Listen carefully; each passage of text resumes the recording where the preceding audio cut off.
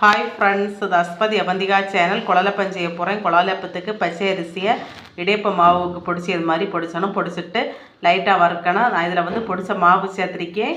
எள்ளு, கொஞ்சம் உப்பு சேர்த்துருக்கேன். 2 கப்பு மாவுக்கு 3/4 கப்பு தேங்காய், 1/2 டீஸ்பூன் ஜீரகம், 6 சின்ன உள்ளி எடுத்திருக்கேன். இதெல்லாம் லைட்டாக சதைச்செடுக்கணும்.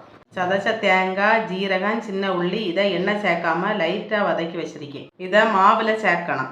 மாவில் சேர்த்து கிளறி விட்டுருக்கேன். இதில் சூடு தண்ணி சேர்த்து பிசையணும். தண்ணி கொதிச்சிட்ருக்க தண்ணியை கொஞ்சமாட்டு மாவில் சேர்த்து சப்பாத்திக்கு மாவு பிசைகிறது மாதிரி பிசையணும்.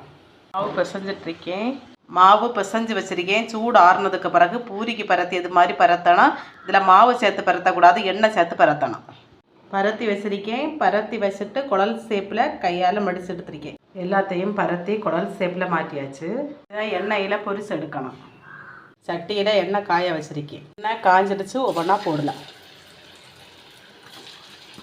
எல்லாம் பொரிஞ்சிருக்கு. இனி இதை எடுத்து மாற்றலாம். குழலப்பவும் எண்ணெயில் போட்டு பொரிச்சு எடுத்தாச்சு. ஓகே ஃப்ரெண்ட்ஸ், இந்த வீடியோ பிடிச்சிருந்தா லைக் பண்ணுங்கள், சப்ஸ்கிரைப் பண்ணுங்கள். தேங்க்யூ.